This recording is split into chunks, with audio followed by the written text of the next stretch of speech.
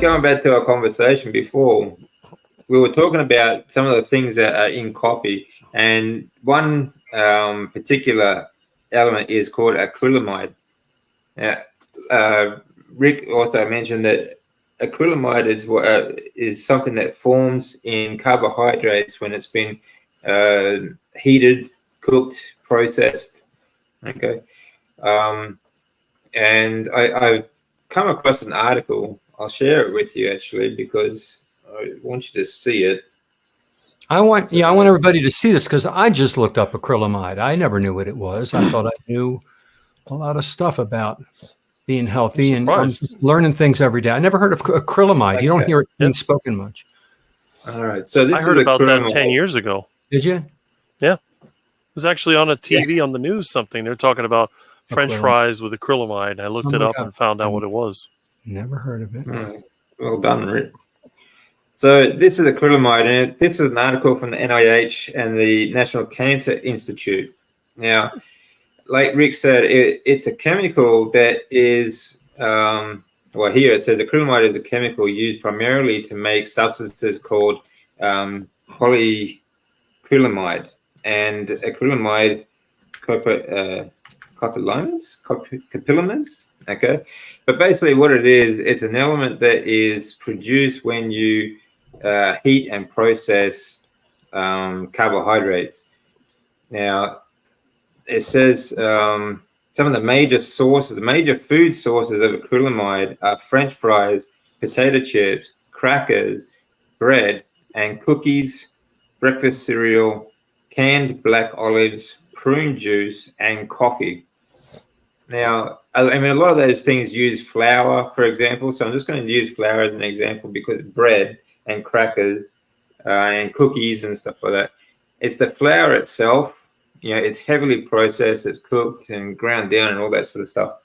Many, many times, you don't know how often. And that's how, you know, bread and cookies are pretty much full of acrylamide.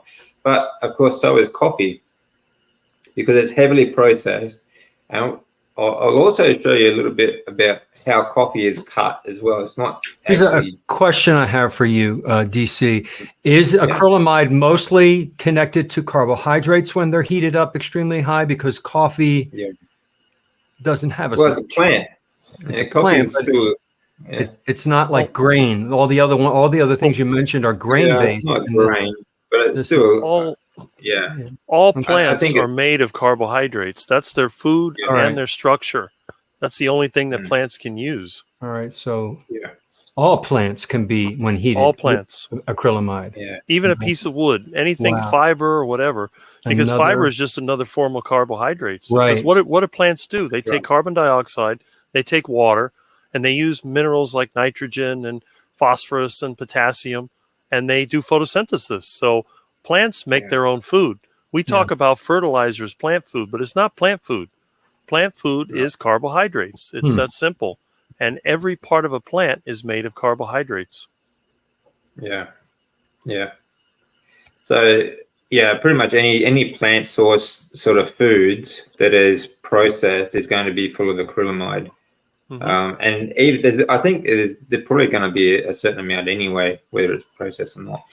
Anyway, is there an association between acrylamide and cancer? Okay, studies in rodent models have found that acrylamide exposure increases the risk of several types of cancer, in the body.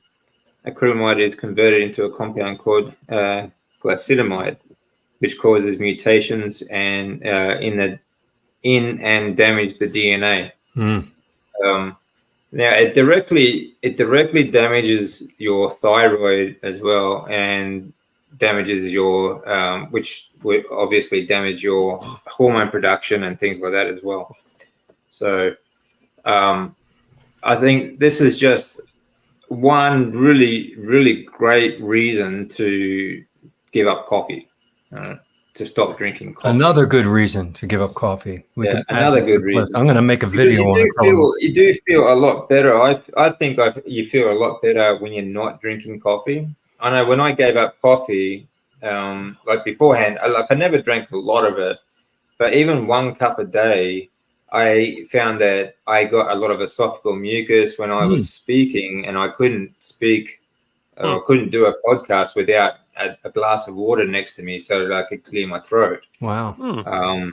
Interesting. And things like that. So plus I think I wake up a lot more alert now without coffee than I did like after drinking coffee before as well anyway. So how about you guys? Rick, you don't drink coffee, do you? Rick, did you ever drink coffee? I always hated it. I hate the smell of it.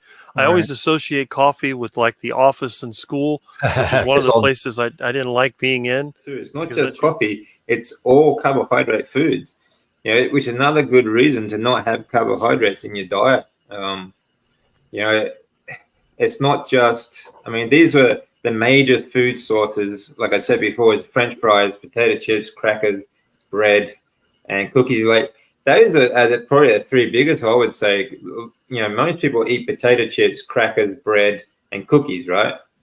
Plus, you got breakfast cereal. Yeah, I was just going to say, what about cereal? They have to bake the cereal so that it's heated. That's right. You have to bake what do I see there, Rick? What are you doing with the chocolate chip cookie? Somebody I was working for today gave me this.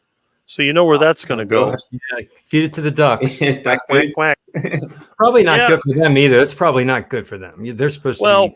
You know, I wouldn't want to give it to my friends because a lot of times people that I work for that don't know me well, they'll throw me some kind of a snack or treat or whatever. And if I have a chance to tell them, no, I don't eat that. But a lot of times they give it to you and go. It's like when I was a teacher, I used to get all these coffee cards for Starbucks and Dunkin' Donuts. And I told them, please stop. I don't drink coffee anymore. And I had stacks of cards, gift cards. Because they think I'm going to give you another good reason to avoid coffee is you could just be brewing up a bag. This is a video I made last year, but of inferior. Just before I start that, most coffee that you buy, even some of the best brands, are all cut with something, and a lot of them are cut. Even the cheaper ones, especially the cheaper ones, I should say. You know, anything that looks brown, so it could, you know, half of it's dirt. You know. Wow. Inferior beans marketed as some more expensive ones. Or it could be something completely different. Ground acorns, barley, or wheat. That's if it's already ground up when you buy it, right? Business. And historically, it has been cut with anything that's brown. Burnt paper, burnt corn, sawdust. So why is all this counterfeit stuff really that awful? One is just pure economic fraud. If you buy just pure economic fraud. You know, a lot of, you know, coffee that you buy is, like I said, cut with anything that is brown. Like you said, it's been found like just burnt paper. I could see them doing that because they do that with the olive oil and all the supposed. Oh, that's right. Yeah, sawdust, other grains. You know, burnt corn, all sorts of stuff. So, you know, just another good reason to avoid coffee and acrylamide total, like just avoid carbohydrates because especially if it's been processed in some way where it's been cooked, and that includes the ingredients like flour and sugar and all these other things. They've all been cooked and highly processed sort of ingredients before you actually even make the bread and cookies and stuff that you make at home. So acrylamide, which is linked to many forms of cancer. So just wonder why cancer is going up so much in our country. I mean, that is one of many reasons. That's just one reason. Yeah. You know, out of how many thousands of reasons now? I mean, my God.